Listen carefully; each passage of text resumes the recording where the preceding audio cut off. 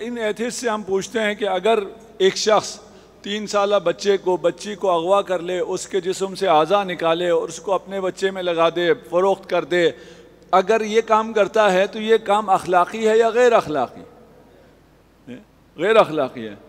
آپ تو کہہ رہے ہیں کیونکہ آپ کو خدا نے کہا ہے کہ دوسرے پہ ظلم نہ کرو، قیامت ہے وہاں پہ حساب کتاب ہوگا۔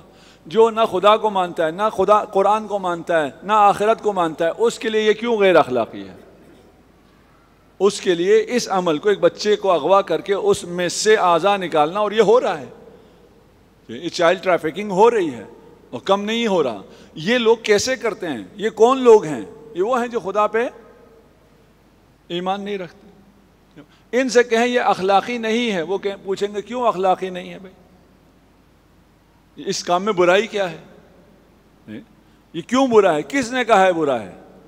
اس لیے کہ اخلاق کیا ہے؟ اخلاق یہ جو آپ کے فائدے میں ہو، جو آپ کے مصلحت میں ہو، پریگمیٹک اخلاق۔ آپ کی مصلحت میں جو چیز ہے وہ اخلاق ہے۔ تو آپ کی مصلحت میں تو یہ ہے کہ آپ بچے کو اغوا کریں، اس کے اعضاء نکالیں، آپ کا بچہ زندہ رہ جائے گا، آپ کی مصلحت میں ہے۔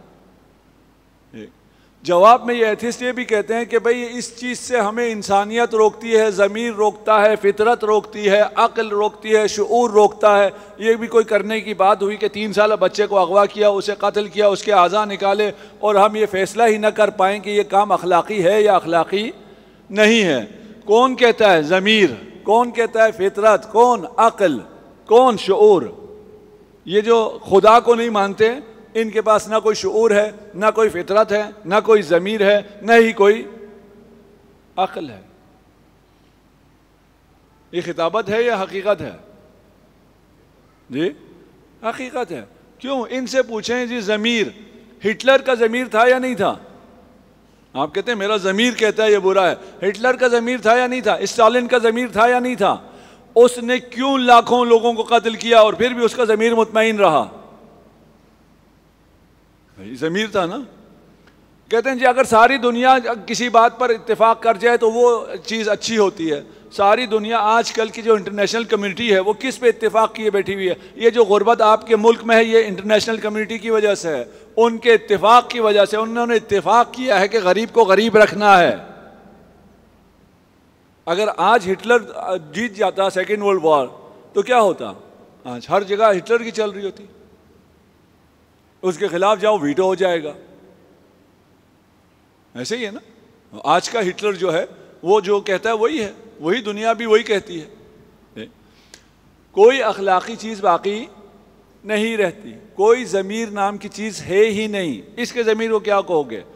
یہ ہٹلر جو ہے یہ شاگرد تھا، یعنی متاثر تھا نیچے سے۔ نیچے کی جو فلسفی تھی ڈارون کی تھی۔ ڈارون کی فلسفی کیا ہے کہ نیچرل سلیکشن میں جو قوی ہوتا ہے، طاقتور ہوتا ہے وہ باقی رہتا ہے، اور طاقتور جو کمزور ہوتا ہے ان کو ختم کر دیتا ہے۔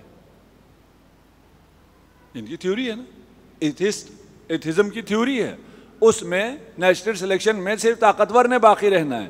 ہٹلر کا بھی یہی تھا کہ نازی جو ہیں، جرمن جو ہیں، سام جو ہیں، وہ طاقتور ہیں، وہ اچھی نسل ہے، اس نسل کو باقی رہنا چاہیے، باقی کو ختم ہو جانا چاہیے۔ کہاں ہے اخلاق؟ آپ کا اخلاق کیوں منع نہیں کرتا؟ اور یہ جو اخلاق کا پرچار کرنے والے، اور آپ بھی ان کے اخلاق سے بڑے متاثر ہیں، ابھی کی بات ہے، کوئی زیادہ پرانی بات نہیں ہے، ان کی ویڈیوز بھی موجود ہیں، اس کی تصاویر بھی موجود ہیں۔ ان کے ملکوں میں، بڑے بڑے شہروں میں ہیومن زوز ہوا کرتے تھے۔